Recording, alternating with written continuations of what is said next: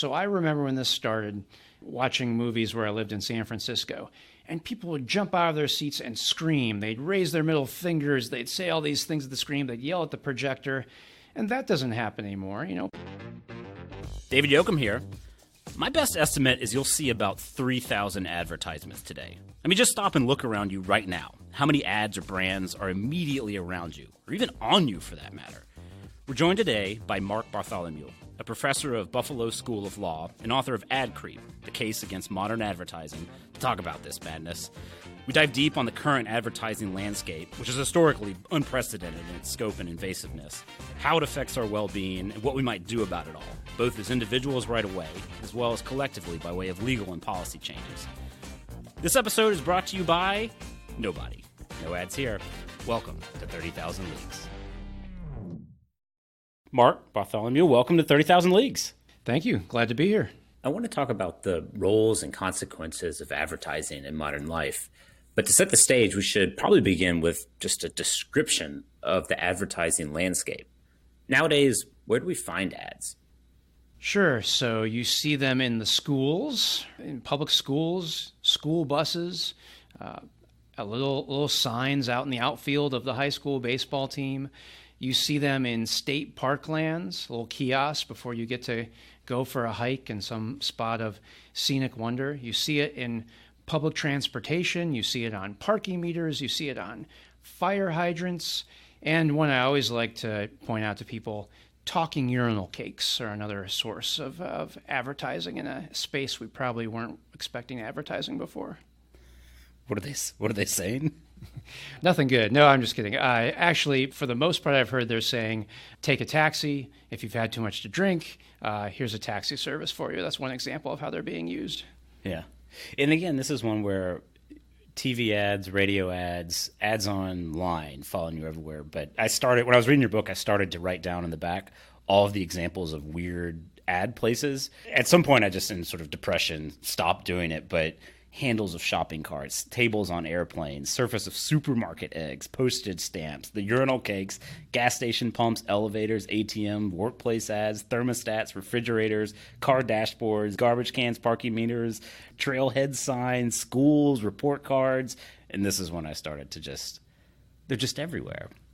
Right. Yeah, they're always in our field of vision. It's kind of funny because someone wrote a book, an advertising agency executive, a famous one, called The End of Advertising a couple years ago. He said, look at, the way we're consuming entertainment now. Netflix, Amazon Prime. Actually, there's not going to be any commercials anymore. And sure, we're more adept at skipping those kind of 30-second commercials in between television shows. People watch TV on streaming platforms more and more now instead. But that doesn't mean we've gotten rid of advertising. In fact, even on those platforms, it might not be as obvious. You don't have to break for a commercial, but there is tons of product placements in all the things we watch today. So even when we're watching Stranger Things, we're not avoiding advertising. Instead, there's all these tie-in deals we're exposed to in advertising in the context of the show. And then there are places that I think should be traditionally more ad-free or ad-resistant, civic spaces, public schools, civic infrastructure. Those things are becoming advertising canvases as well. So how does this moment, just in terms of the quantity and places of ads, compare to the historical arc here? So I want to be careful because it's not like schools were always advertising free. It's not like there was never any combination of commercialism and civic space. But what we see now is just, I think, a massive surge in quantity, and just this is common across the country now, that all these spaces where advertising was at least kept at a remove, now it's being welcomed often with open arms. So it's not that these spaces were always ad-free, but just now I think we're living in a moment where there's very little resistance to advertising in all these areas of our lives. How many ads does a person see in a typical day? So what the social scientists say, and it's hard to measure and it depends on how you define advertising, but the standard figure in the discipline is 3,000 ads per day. It's incredible. It's a lot, right? In the build-up to your talk, my wife Sarah and I, in our house, we were trying this exercise of to what extent could we remove ads and brands just from our house. And we didn't even make it out of the bathroom. in terms of the quantity of soap and shampoo. It's like a kind of remarkable thing. Like you actually stop, like wherever you are right now listening, just stop and look around you and count up how many ads you can see. It's probably for most folks like 20, 50, 100 plus. Yeah, that's a great example. It's something I do the first day when I teach trademarks in school, and I ask people to look around, and yeah, you're right. It's not hard. All the coffee cups that have the Starbucks siren on them, the things people are wearing, all the baseball caps, the logos on their laptops, they're all around us. When did advertising really start to kick off? Advertising that we think of it today, modern advertising, around the end of the 19th century, early 20th century, that's where we first got kind of mass market advertising. There was a revolution in consumer goods, mass production of these goods, revolution in transportation. So all of a sudden, instead of just going to the dry goods store in your local town, poking around, asking the storekeep for that flour or that farming implement, now you have these far-flung brands coming to your, little portion of the United States. And how do they signal quality? Before, you could talk to the person in your hometown and say, is this good flour? Is a good farming implement? Now you need to have some sort of attachment that gives you some security. And the way they did that is with brands, buy McCormick's Thresher, buy gold medal flour. And so people felt a comfort with that. Oh, that's my symbol of quality. I bought it last time, it was good, I'll buy it again. And because of that, we saw an attendant growth in advertising at the same time. And do we know anything about how people reacted to this? I mean, it's hard to imagine a world without advertisements now. Although there are spaces in some of the examples you give in the book around ads on, children's report cards or in parks. For me, at least, reading those, it was kind of shocking. Was there a similar thing with even just the first ad for soap showing up in someone's house at the turn of the 19th century? I think there was some resistance, and I don't know about specific anecdotes, but people were nervous about this coming in. They were resistant to change. And fast forwarding a little bit, even ads on radio, at first there was a pushback against that. And the fear, actually, I think it was Herbert Hoover was one of the people who was opposed to it, was that this would be too effective. Something about these disembodied voices on the air would compel us to buy in a way that was different from mouth to mouth. So there was a reaction to there. There's a little bit of a one with TV. I think each time there's a new space, there's a little bit of a reaction. One thing I talk about in the book a little bit, a more modern example, is advertising in the movies. That's sort of a 1990s story. And of course, there's always been previews for coming attractions, or, hey, come to the snack stand and buy our popcorn. But commercials, before you sit down for the movie, that have nothing to do with the movies, but are instead about buying a car or buying some sort of beauty product. That's a new phenomenon. That's the 1990s. And people hated that when it started. And there was even some talk of passing laws to ban the practice. People were really resentful of it. But over time, we got used to it. The resistance faded, and now, even if you go to art house theaters, you can expect to watch some commercials before the movie starts. And when we say people got used to it, do you have in mind have stopped lobbying to outlaw it, or people just don't even mind it? Because, subjectively, I still get annoyed. So I think both. So the very tangible means of resistance, actually, proposing legislation to change the practice, that hasn't happened in a long time. We've kind of accepted that. And there were a couple actual lawsuits about movies not starting at the time that was promised because of all these ads. And those have kind of faded away, or they've fixed that problem. So the legal resistance, I guess, has faded away. But also, I think, just personal resistance. So I remember when this started, watching movies where I lived in San Francisco, and people would jump out of their seats and scream. They'd raise their middle fingers. They'd say all these things at the screen. They'd yell at the projector. And that doesn't happen anymore. People stay there. Maybe they grumble, or like you, I feel annoyed. But we still sit there and say, well, that's the price I have to pay, I guess, to watch Avengers Endgame or whatever I'm watching in the movie theater. So it's become normalized. It's become something we expect and no longer really resist. Do we have any examples of places where ads started to creep into and then the resistance succeeded? One example from the past is billboards. Billboards in the early 20th century. The automobile became not just a luxury for the very rich. Average people started driving the motor cars. What do you do on a Sunday? You go out for a long drive on these new highways. And so businesses saw that and said, this is a great untapped space for advertising. We'll put billboards up all along the road, and people are doing these Sunday drives. And sometimes they'd go so far as to block out all the scenery, right? There'd be advertisements on top of advertisement on top of advertisement. States and municipalities objected, tried to pass laws to stop the process. Initially, there was pushback. The courts weren't on board, but there was enough pushback over time that we do have laws now that prevent. If you think we have a lot of billboards now, we have a lot more circa 1915. And so that's an example of where I think we could have had a lot more in a territory, but there was a pushback from the general public and the legal system, and so now we have some limits. You noted in your acknowledgement section around when you had kids feeling a particular pull towards this as an issue. Why? Say a little more of that.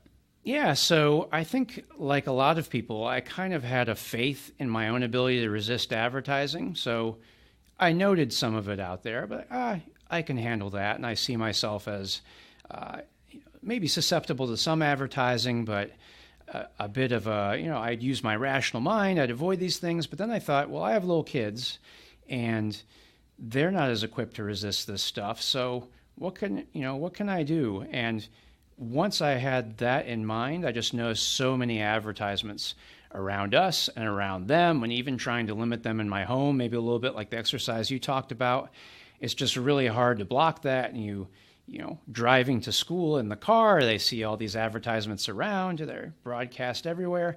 And then it also got me to think about my own capability for resistance. Actually, I thought more about, that commercial that's on all the time that's really annoying, strangely, that's the first thing I think of when I'm thinking about buying something in this product category. Why is that? It's annoying, but just the mere power of repetition means that I'm inclined to think about that as my first choice. So I'm not as able to resist advertising as I thought I would. How well do advertisements work? What do you know about the science in this space? Well, that's a big question, and there's a lot of people who get paid a lot of money to work on that, and of course say my approach works and yours doesn't. For a long time, we knew very little about how it works, and so it was a lot of guesswork, and it was much more of a art form than a science. I think we can say that we have some clues, at least, that some advertising is very effective. A big clue for me, at least, is that look how much money is spent on it. If businesses were rational actors and they're spending so much of their budget on this as opposed to research and development, it must have, a certain impact. Tell me about the Pepsi challenge. Sure. So I'll tell you about the analog Pepsi challenge and then the modern one. Right? So when I was a kid, there was something called the Pepsi challenge in grocery stores. And this is a big deal for Pepsi because they were definitely number 2 in the soft drink industry and they wanted to try to gain some market share. So you'd go to the supermarket and there'd be a booth set up, and that booth would offer you a blind taste test. You'd have a sip of Pepsi, a sip of Coke, and then after you picked your favorite choice, the person running the booth would tell you which you picked. And it turned out by a pretty sizable statistical margin, I think it was around 57% to 43%, people preferred a sip of Pepsi. And so Pepsi pointed to this and say, look, we're better than Coke. Right? And that was a good way to get people to buy Pepsi. It didn't make Pepsi number 1, but it helped them claim some market share. Now, today, we're talking about advertising effectiveness. And what the scientists did, who are working more and more in conjunction with advertisers, is they did brain scans. So they put people in a magnetic resonance imaging scanner to detect changes in blood flow and oxygen in the brain. And they had them take sips, blind sips, of Pepsi and Coke. And same thing happened. When you took a sip of Pepsi versus a sip of Coke, the odds are, not for everybody, but the odds are that according to certain indicia in the brain, you enjoyed the Pepsi more. And then what the scientists did is they reversed and they said, okay, now take a sip, but we're going to show you what you're drinking. There's a little window in the MRI scanner. Shows, are you drinking Coke or are you drinking Pepsi? And that reversed the brain chemistry. At that point, more people enjoyed, based on these signals in the brain, more people enjoyed the Coke rather than the Pepsi. And so the scientists said, look, advertising changes your brain chemistry. It is definitely effective. And companies noticed, and so now they often rely on brain science to help design more compelling advertising. So one of the things you and I were talking about earlier was the kind of redirect ad technologies that are in place. Tell me, how does this work? Yeah, so one thing I find sometimes when I talk to people is they're very resistant. They say, advertising doesn't affect me. I recognize it for what it is. And these are very savvy, smart people. But they say, oh, I saw the ad, but I didn't buy it. But I think when you look at this a little more and you look at just all the data that's out there about how advertising influences us, even the most resistant person is influenced by advertising. And I'll give you kind of what I think is a very powerful example. So Google advertises its ability to engage in counter-programming, to actually change the behavioral aspirations of people and reroute them as they're going to Google to conduct searches. And they began this for a very positive purpose.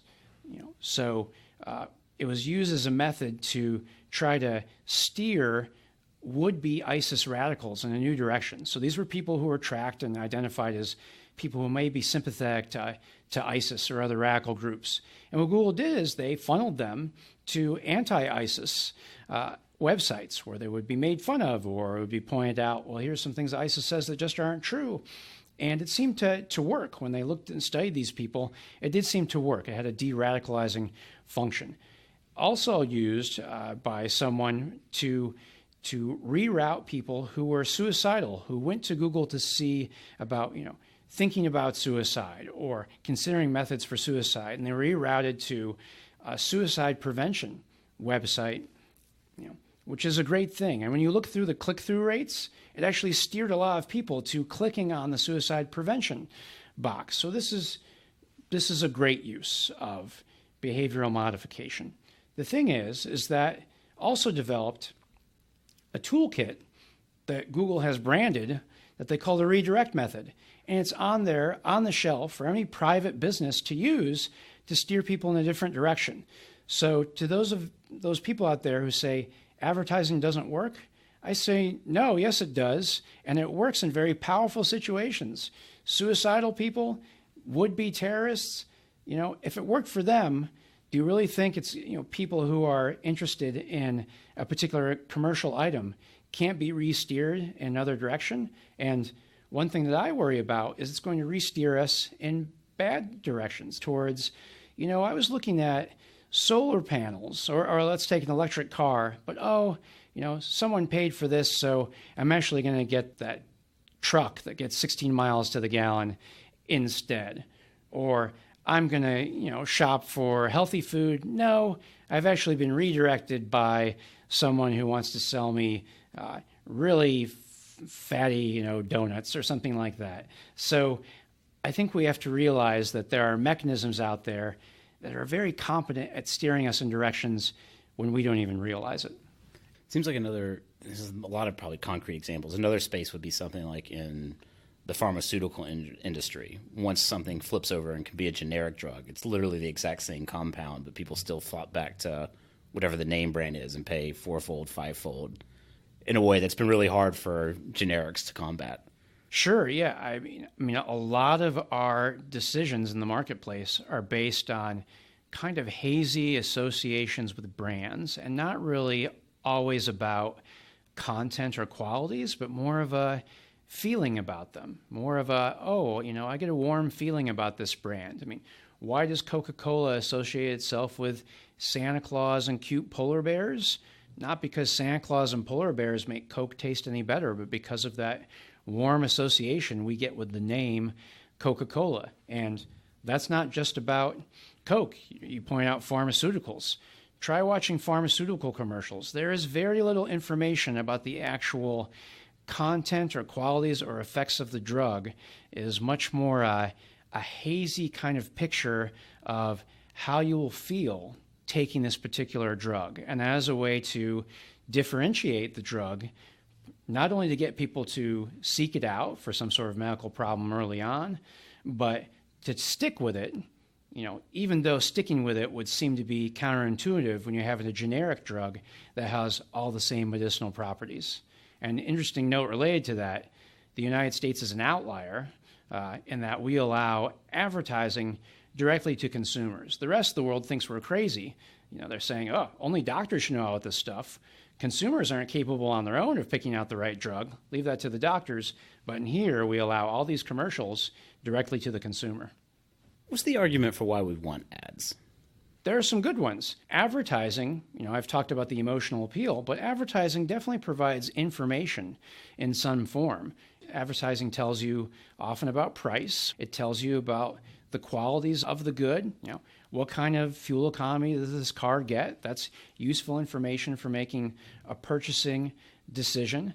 Advertising can tell us rational inputs to make a decision about what we want in the marketplace. And the theory behind that is not only does it link the goods consumer want with those consumers, but by doing that, it increases the burden on other suppliers to step up their game. Oh, well, if someone else is making a car with good fuel economy, I should do the same thing. Or if someone else is making a product that's lower in fat and tastes delicious, maybe I'm going to have to do the same thing as well. So done the right way, advertising leads us to things we want, arguably makes us happier and more satisfied in our lives. It can do a lot of good things. And how much do you buy these arguments? So I buy them as far as they go. I'm not proposing a world without advertising. What my beef is that a lot of the advertising we see gives us hardly any information. It's more about these kind of very vague appeals to get you to be familiar with the brand and to have some just general positive association with the brand. It's not about raw information. And then my other beef with it is just the ubiquity of it. I think there are certain spaces where we don't want to be sold to. There are certain spaces where we want to be able to contemplate other things than kind of commercial imperatives, than material imperatives. Not that commercialism is bad, not that materialism is bad. That's the lifeblood of a lot of our lives. But should it be everything in our lives? Should it be what my kids face in school? Should it be part of my experience in a scenic area like a national park? I would say certain territories should be kept off limits from this. Why? Because I think it's good to have reserves of contemplation where we're not being sold to. So maybe a little materialism is good, but do I want 24/7 to be thinking about what can make my life materially better as opposed to spiritually better? I think there's a concern with that. I also think that, talking about advertising in the schools, we want to be careful about advertising to people and in situations where they haven't had time to build up their defenses. And so kids, instead of maybe being skeptical of these ads, early on they're taking them at face value. And instead of being skeptical of them, instead it's just becoming normal. And so better to have an environment where they can kind of learn to keep their guard down, learn about other things, and then gradually be exposed to these things that, arguably are the lifeblood of a capitalist economy. We can't get rid of advertising as a whole, but we don't need it all the time. And it seems there's a connection between the spaces where advertisements occur and really what it's trying to do. So to take seriously the informational argument, if I'm, in the Quick Mart store seeing posters for different drink prices or on the auto lot seeing prices in a way that kind of makes sense in contrast to if I'm in a park or something. But it seems like now with ads that are not really, if we're serious about, to your point, conveying information and are more about sort of priming a base kind of affinity or even a sense of my identity is wrapped up in this, that you need it to be ubiquitous and always around you and in those vulnerable moments. Is this tracking something along the lines of how you think about it? Yeah, no, it's a very good way you put it. And so I think a lot of what we're exposed to is not about there's a one-to-one relationship. You see the ad, you think, oh, I need one of those. It's at a good price, and you march to the store that moment or even later that day. A lot of it is about installing these things that the psychologists call somatic markers. So you have a general hazy association with that product or that trademark. It's in your head, and then it can be retrieved later. So a lot of what we see in all these environments where we wouldn't have any possibility of actually purchasing the item, let's say on that seat back table in the airplane, is just about installing this hazy memory, and then that can be retrieved later on by subsequent advertising. So that's why I think you talk to a lot of people and they say, that advertisement was dumb because I don't even know what product they're selling. And we even see this in Super Bowl commercials, right? Oh, they wasted their money because I can't even remember their product. Not necessarily, right? It's part of a longer plan. So maybe I don't know what product it is, but I remember, that really weird Super Bowl commercial. It's kind of stuck in my memory now, and it can be retrieved later. And so maybe the product unveiling or more content about the product will be delivered later in a subsequent advertisement, or even something I see in the mall or online, and I've already been primed to have a warm feeling or a positive feeling with that, and that can eventually be led to purchase. So these things make sense, I think, from the advertiser perspective. It's not like these ads in these strange spaces or these ones that don't actually tell us anything about price or product quality. They still make sense for the bottom line of these companies, but I think we have to ask if this always makes sense for the bottom line for the people who are exposed to these commercials. Yeah, and that's one where we're countering a lot of, in the pro-advertisement blogs and stuff on this, examples like, refrigerators and electricity and stuff wouldn't have spread if the information wasn't being pushed out. And I'd be curious to know if you buy that. Sure. So I think part of the arguments, and kind of an interesting thing, is advertisers were not thought of very highly in the early 20th century. They were sort of seen as people with no particular expertise. Sometimes they were a little bit of flim-flam artists. And they said, you know what, we need to burnish our credentials if we're going to gain professional standing and also maybe some perks from other professionals, including legal professionals. And so they really associated themselves with science and a pedigree and licensing organizations to make themselves stand out more. And one thing they said is, why are we good? Well, we're teaching people who are coming to America, newfound immigrants, the right way to live. And we're introducing modern conveniences. Back then it was like the refrigerator or the vacuum cleaner, or what I find kind of funny to my ears in 2019 is new products like shredded wheat or fruit for desserts. And the argument is that, people wouldn't have figured these things out, but for advertising, and maybe that's true to some degree, particularly in that time, like people need to know this was even an option. So I buy that in a limited degree. Just the thing I think that we need to realize is that telegraphing new products to people is not the only thing advertising does. There's a lot of things that's just about kind of taking people on a emotional ride over time. That's not about the newness of a product. That's an informational thing. Oh, there's a new product out there. A lot of it is about, just building up these kind of emotional resonances with brands. That's not about information at all. The counterfactual where I don't see the ad for those shredded wheats to suddenly be primed to want shredded wheats. How do I think about how worse off I am if I just maintain in a state of not thinking about or caring about shredded wheats? I guess what I'd say there is that people do benefit from advertising. They get new products, they get things in different ways, and let's say that I get all this advertising and I don't get anything new, but I like it more because of all the advertising telling me that it's emotionally good for me. Maybe those polar bears and Santa Claus with Coca-Cola are good because I just like it more because of all the emotional resonance that's been attached to it, that's been beaten into my brain from all this advertising. And I actually believe in that a little bit. And I think economists would tell you, we don't care if the product is objectively better or if it's just better inside your head because of all the emotional advertising you've been exposed to. If you're enjoying it more because of the polar bears, then that's still a net utile better than if you didn't see the polar bears. And I'll accept a little bit of that.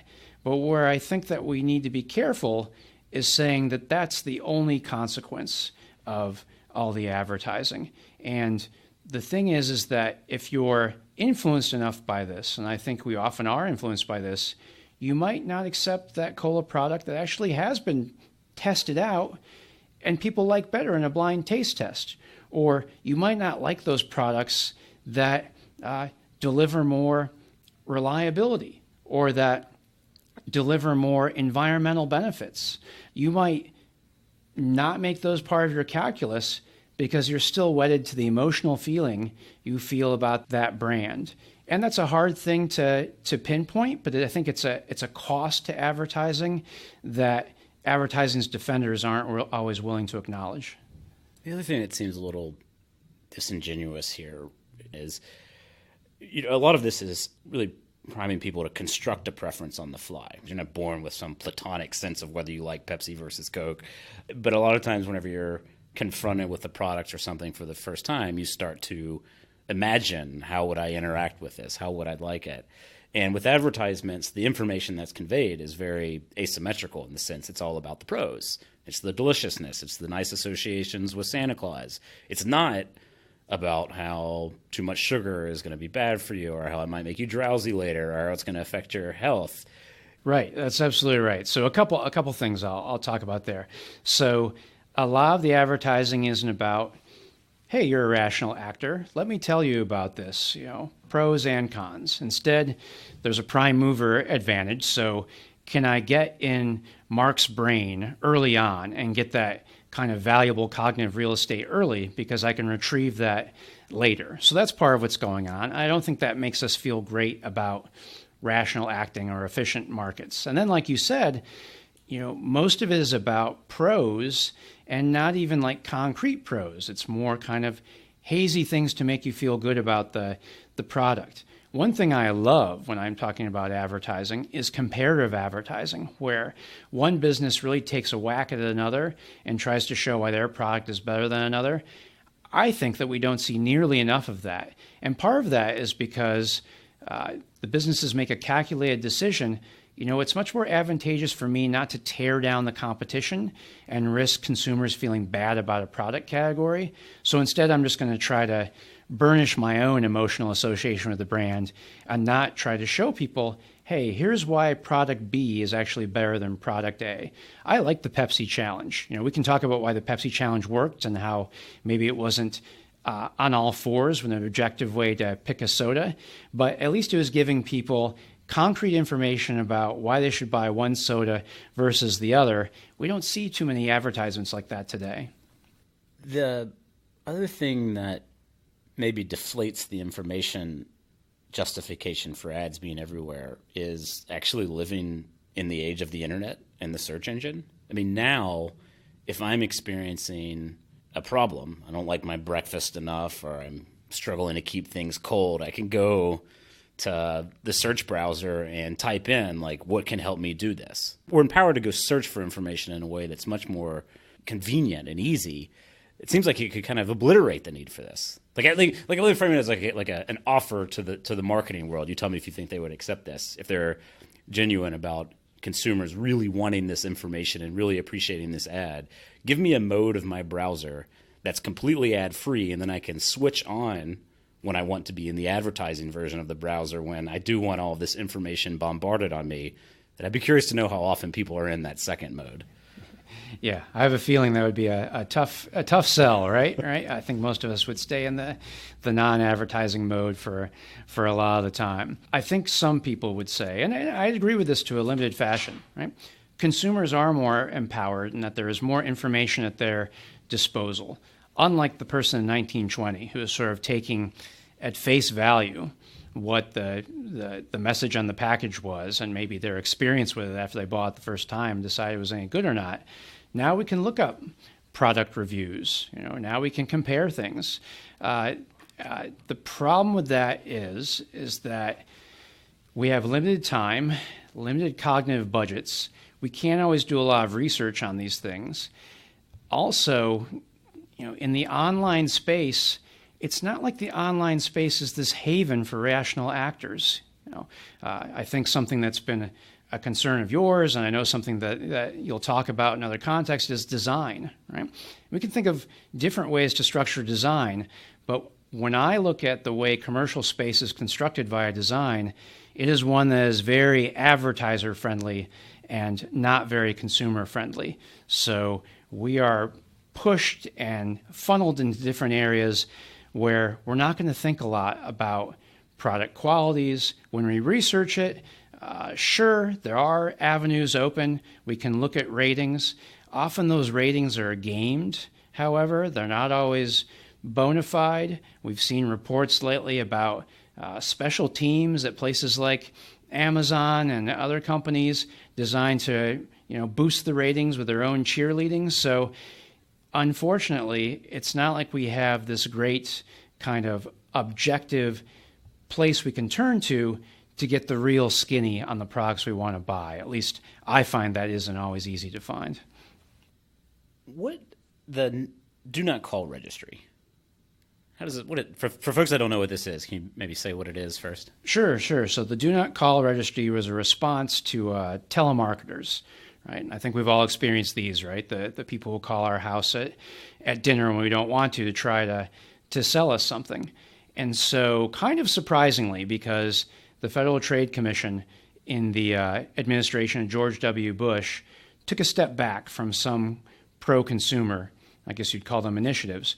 But one thing they championed and pushed through was this Do Not Call Registry, where you could actually put your name on a list and not have telemarketers call you. And if they called you, you could request that your name be taken off that list to actually prevent the telemarketers from calling you at home. So, in the book, I give a lot of examples of advertising spreading, of it entering other territories, of it not being stopped. Here's an example of government officials, regulators, actually putting something in place that arguably was designed to stop and limit the advertising we're exposed to. And the legal challenges to this. Yeah, so one thing that I think people would be surprised about, or at least I was surprised about, is that the telemarketers said, this is a violation of our First Amendment rights. We have a right to call you up during dinner and pester you to buy some stupid thing you don't want. That's the First Amendment. And at least at first blush, this was a successful First Amendment challenge. So in the first case that heard this, the Do Not Call Registry was struck down as violating the First Amendment, saying, yeah, you have a right to be bugged in your own home. Subsequently, there was a higher court which allowed it in with certain exceptions to make it more palatable under the First Amendment. But I think everyone should realize is that this is a tenuous proposition. It's one appeals court. It didn't go up to the Supreme Court. The Supreme Court is very bullish on the First Amendment rights of commercial speakers. So I wouldn't be surprised if something else like this could come up someday that we'd think, well, of course we should be able to limit this. And no, they'd say it's the right of commercial speakers to bother you these 3,000 times a day, and the First Amendment gives them a right to do that. This legal challenge, I gotta admit, is just remarkable to me. I don't even know how it's taken seriously. I mean, in the sense that it'd be one thing if it was just, banning companies from making outbound calls. It seems like an important fact here is that this is something you opt into. And so you have individuals saying, I don't want this type of intrusion on my house. That I don't know what the right parallels are here, but I don't know if someone has a First Amendment right to walk up to my window and just scream through a bullhorn into my house all day, every day. I would assume not. How maybe give me a little bit more here on how this what's the convince me to not laugh at this argument. let me put it that way. Well, so I want you to encourage. I want to encourage you to laugh a little bit. I don't approve of this interpretation of the First Amendment because. So I like history, and going back to not that long ago in the grand scheme of things, 1942, or even in the 50s and 60s as well, there were no First Amendment rights for advertisers. So government regulators could do what they wanted with advertising. If they don't want advertisements in the color blue, they could say no advertisements in the color blue. And so it's only been in more recent years, beginning in the 1970s, that we have a whole line of cases saying, oh, advertisers have First Amendment rights. This is valuable speech. And I don't think that there should be no rights to commercial speech. But I do think when we're saying that you can't have a government regulator step in to allow people who have already put themselves on record that they don't want to be targeted with commercial appeals by telemarketers, if you say, no, that's somehow a violation of the First Amendment, it's not a reasonable restriction, and a lot of these things boil down to, well, is something a reasonable restriction, then I think the First Amendment rights of advertisers have gone too far. So what we're seeing, I think, since that earlier time I talked about where there's no limits on what government can do with advertising, we've moved to a position now, after a brief interim period where there was a balance. Well, the courts would ask, is this reasonable? Does the government have a plausible justification for stopping this? I think there was a plausible reason for the do not call list. People hated it. They felt violated in the dinner hour. And they voiced their concerns with opting out. Why not allow that? Now we see more and more, when the court addresses commercial speech, a thought that this is akin to political speech, where any government restrictions on it are paternalistic, thinking that they need to protect audiences from what they're going to hear. And for that reason, we're going to strike it down as a violation of the First Amendment. And to me, that's part of a whole general shift in how we view about advertising, how we view about the role of government. And it's pernicious for all sorts of reasons, but one effect is we're seeing more and more advertising and less government regulation of it. Yeah, and again, with the do not call, it seems like what short circuits the paternalism concern is it's opt-in. It's individuals and families choose. It's not government telling them to. It's me trying to stop calls or mailers coming to my house. Yeah, and that gives us some comfort. And right now we do have a do not call registry, so it is the law of the land. So I don't mean to imply that it didn't survive, but we've seen other cases that kind of weaken this and also bring up the whole kind of paternalism argument. So if I can just give one other example that at least I find compelling, is cigarette warnings. We already have cigarette warnings, but by an act of Congress proposed graphic cigarette warnings. So actual pictures on the cigarettes of the consequences of cigarette smoking. Right? Congress approved it. Government regulators came up with a list of images, and they were powerful images. They weren't going to, hit you with kid gloves here. So crying children enveloped in smoke, a scene of someone on a table with a table like you would be going in for surgery, for heart surgery, various things that showed the health consequences of smoking in real and partially informational, partially emotional terms. The cigarette companies challenged this, and they said, we shouldn't be compelled to put this on our packs. Why? It's a violation of the First Amendment. How dare you make us put this on the packs? Sure, we'll have the black and white messages we've all seen that we've required to put on there, but it's a violation of First Amendment rights to make us give up all this valuable real estate on the cigarette pack with these advertisements that hit people with these emotional punches. All right? And what the government regulators said is, hey, they actually said this in the briefs, we can't be forced to bring a knife to a gunfight. You are bombarded by emotional appeals for why smoking is good. How about just a little bit in the same direction for why smoking is bad? And studies show that over time, people ignore those black and white warnings on the packs. So we need something else to get people's attention.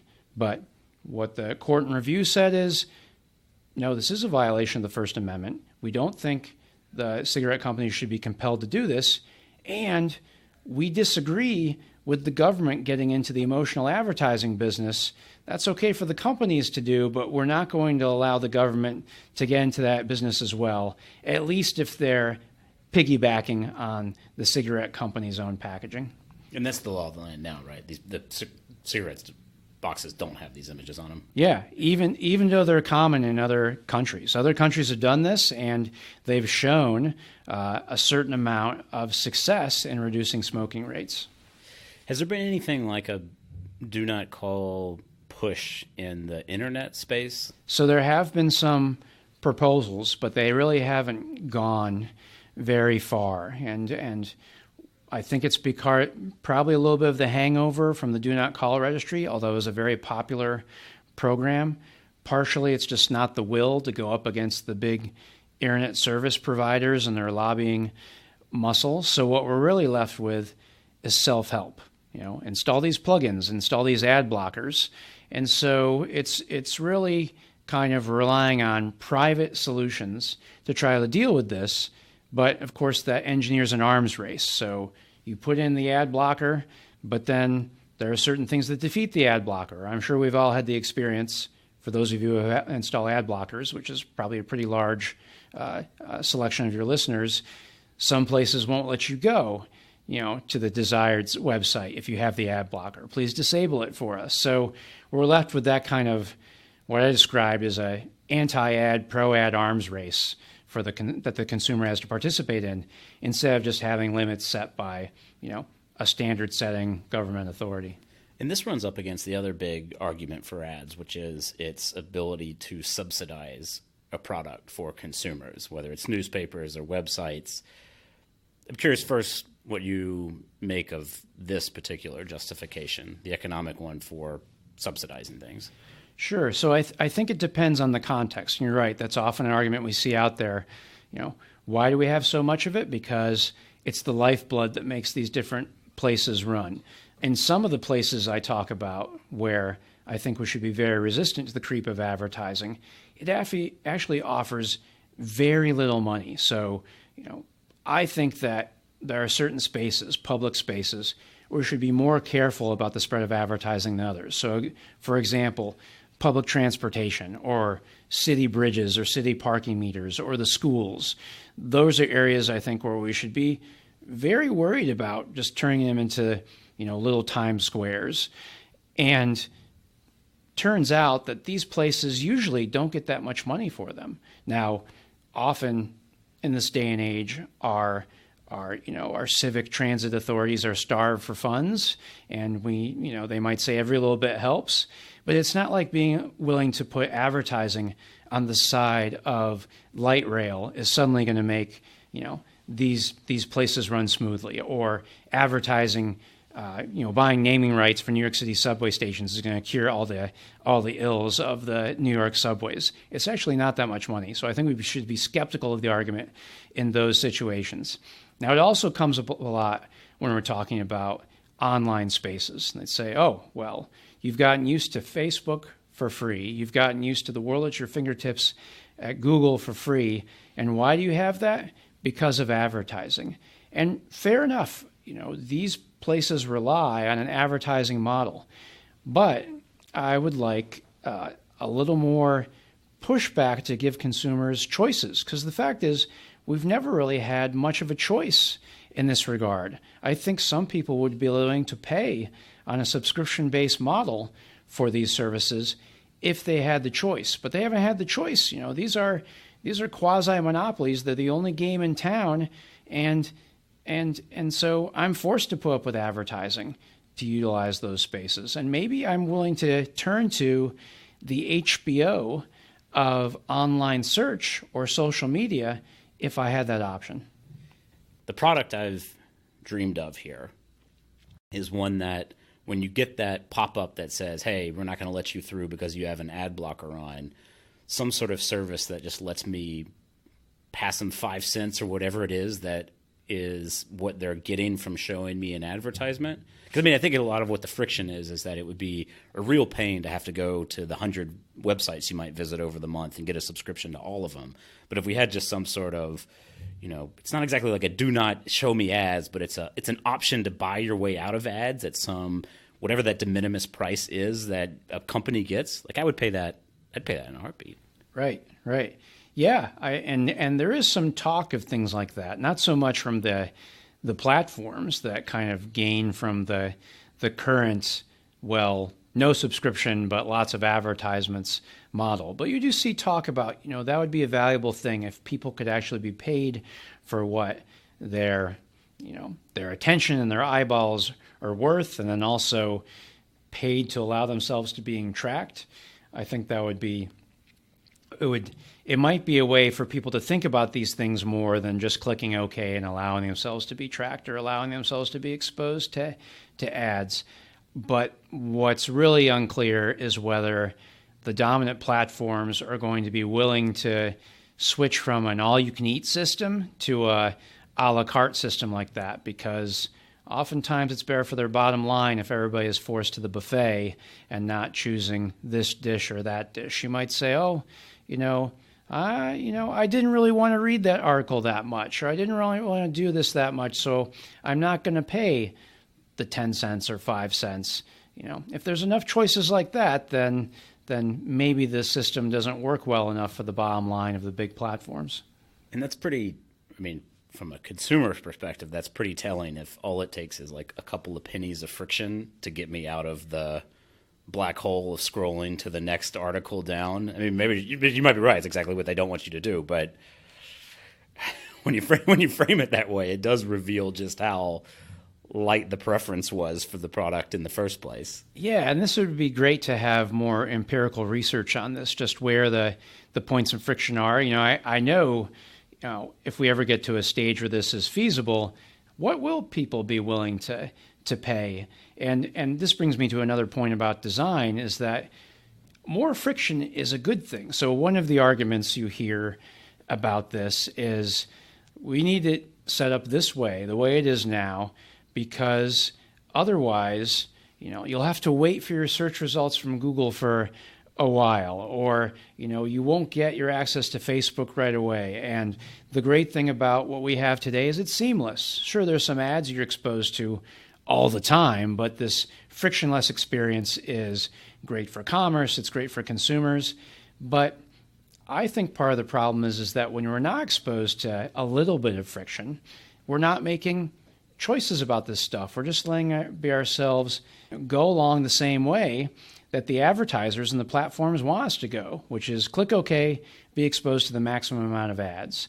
So instead of clicking OK, maybe you need to have that disclosure about what you're being exposed to in visceral letters, or maybe you have to somehow, spell OK in cursive with your cursor or something like that. So you have to stop and think a little bit more, and maybe when that happens, we'll make some more choices about what advertising we actually want to be exposed to instead of just the default, which is exposed to the maximum.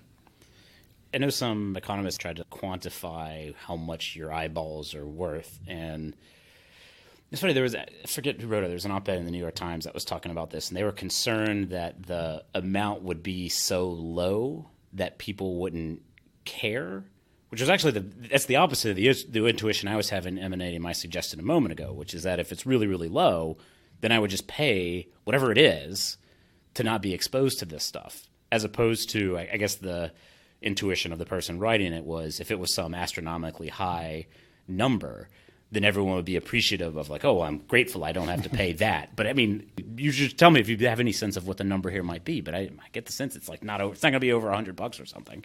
No. Mostly I've heard is cents per transaction. Yeah. I think that could add up. And a lot of what's being discussed isn't the individual transaction. It's more subscription based. And I'm even receptive to that.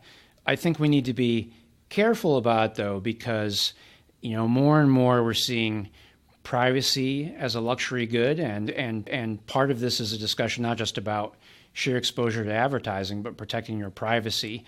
And I'm concerned about a system where people, who can afford it aren't tracked, but people who can't afford it are the ones who have their every digital move staked out, who are exposed to more advertising, who are exposed to more compelling advertising, and who have their online travels used against them. If we actually have people pay, for advertising or advertising-free experiences, I think we need to make sure that we're not going to price out certain sections of the population. That is another interesting window, that being places where you kind of buy your way out of the experience of ads.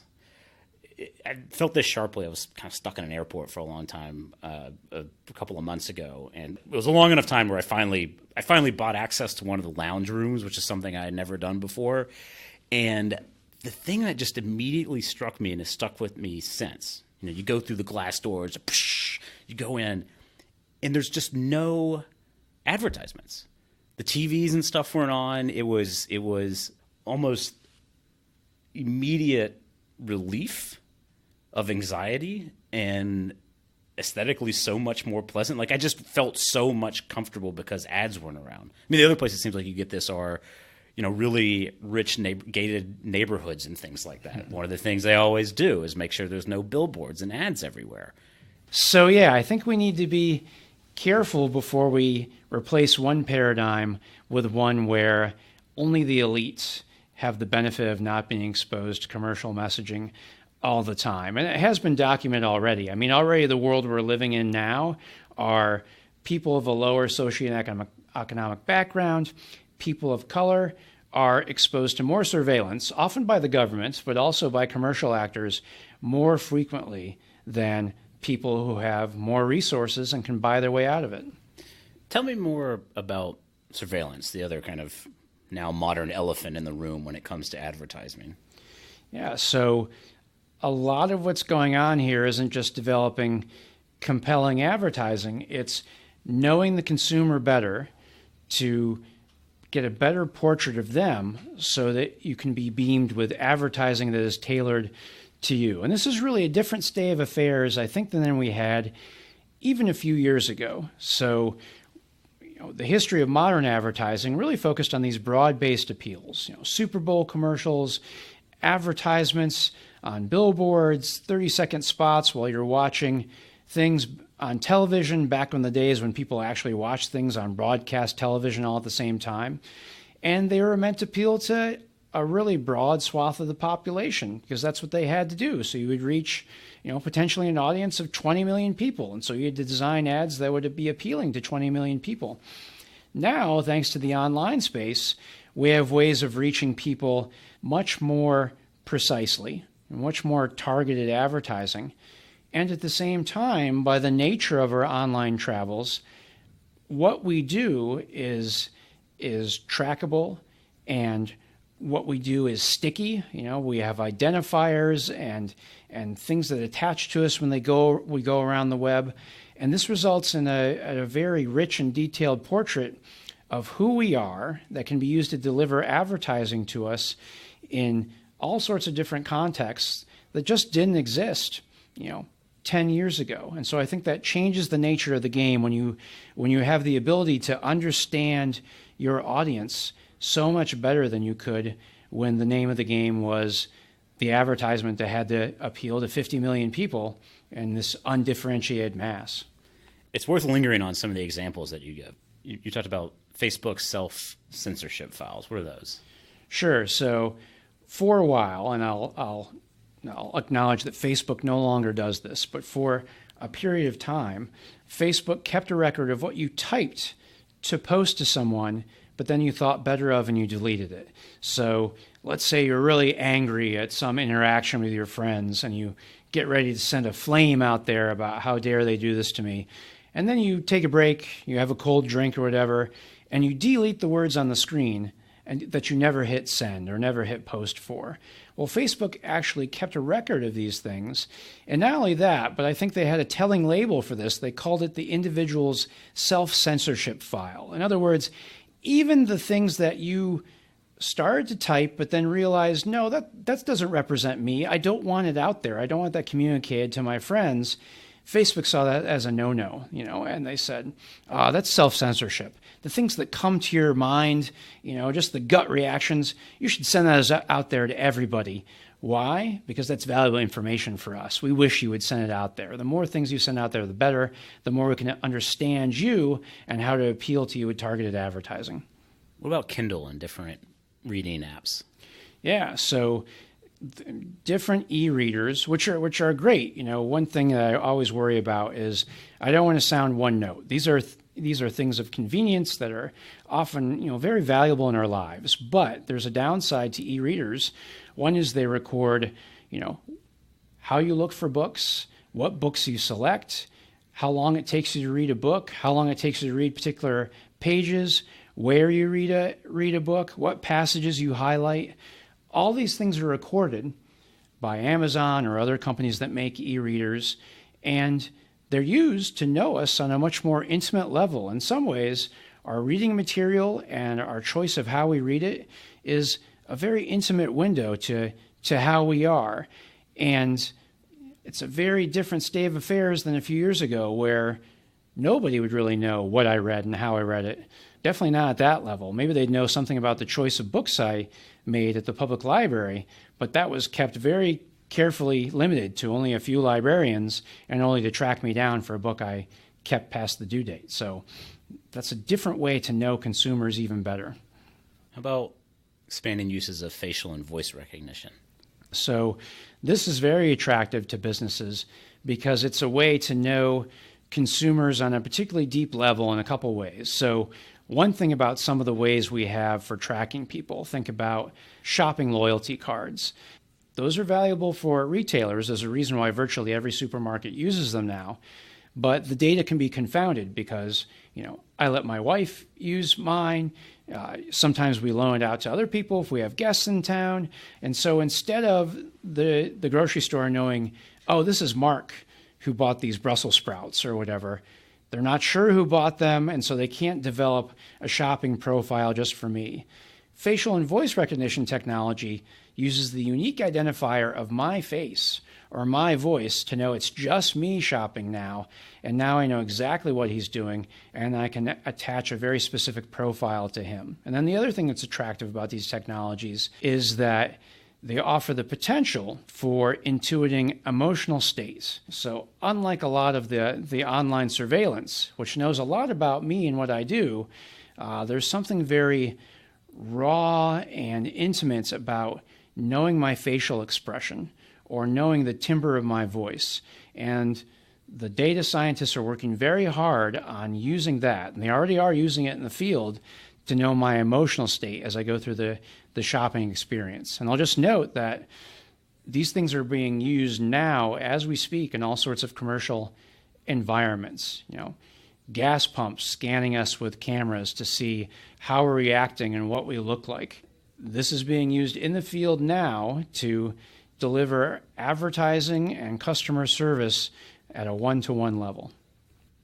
So if we've got these types of creeps of advertisements in all sorts of different places, new modalities of it, what are the kinds of things we can do to resist it potentially? So I think first of all, we should get mad and express our anger. We talked about kind of advertising in the movies back in the 1990s, and people initially got mad, and there was some momentum for actual change and maybe cabbing off the movies from advertising, but that kind of faded.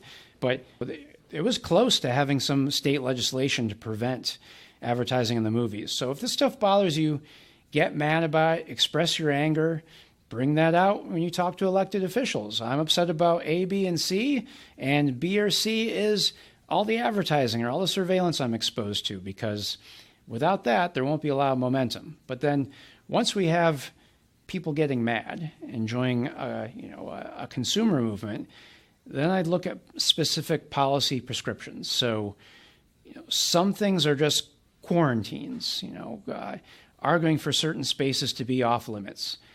There are dangers to allowing advertising to creep in certain spaces, because once those spaces become colonized, it can become really hard or even impossible to get them out of those spaces. One is we get used to it, like the movie advertising. But two is that once something is considered a public forum and you allow advertising into a space, it's a lot harder for government officials to pick and choose what they want to allow in there. So once you say, well, I want to allow this kind of advertising, but not that kind of advertising on parking meters, the tendency is for people to argue, businesses to argue, oh, no, this is a public forum. If you allowed this in there, you have to allow me in there too, as long as they're willing to pay the specified price. So the genie can be only let out of the bottle once, and then it's really hard to push it back inside.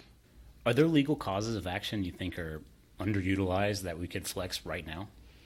Yeah. So, there's the Federal Trade Commission, and their mandate is pretty broad. It's to root out unfair or deceptive advertising. And I think some of the techniques we see today could arguably be called unfair or deceptive. Here's an organization that could do it. They're underfunded. There's lots of things they look into. I'm a fan of the FTC, but there is more they could do if they had the resources, or if they're pushed by, frankly, elected officials or the general public to move in that direction. There are things that state legislatures could do to revivify or slightly change existing laws, I think, to help address, or at least begin to address, some of these problems. And we see, one of the great things about having different states is they can lead the charge on some of these things, and eventually the federal government or other states catch up. So California, just proposed a new, pretty vigorous privacy bill, which incorporates some of the general protections that the European Union has created about letting people see, their data that have been collected by commercial data aggregators, potentially allowing the erasure of some of that data, potentially setting higher fines for data breaches. These are all, I think, smart things that states can do to try to move the needle on some of this. And while we're all being mobilized to push these larger legal and regulatory and political efforts, what about just the things we can individually do starting tomorrow? Yeah. I think just awareness is the first thing. When I first heard that statistic, 3,000 ads a day that the average person exposed to, I was like, wow. And I started to look around, and there are so many things I'm exposed to. Now, I can't block it all out by any fashion, but I can limit it a little bit. I can install ad blocker on what I'm watching. I can try to pay for some subscriptions that limit the amount of advertising that I'm exposed to.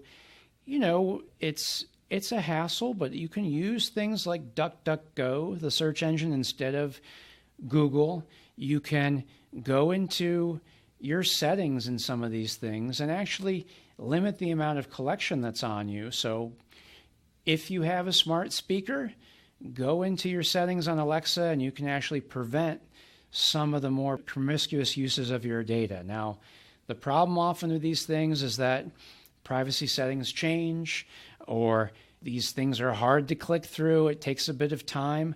But my recommendation, I guess, for the average person is, in addition to being aware, is spend a little bit of time. We all have limited amounts of time and lots of important things to do. But it's worth a little bit in your day, I think, to have less commercial tracking, less commercial messaging in your field of vision. Mark Bartholomew, thanks for being on 30,000 Leagues. Thanks for having me. Thank you for listening to 30,000 Leagues. We hope you enjoyed today's deep dive. This episode was hosted by David Yoakum and produced by Jessica Davidson and Aidan Rasmussen. You can find more conversations at 30,000leagues.com or by subscribing wherever you listen to podcasts. Keep calm and narwhal on.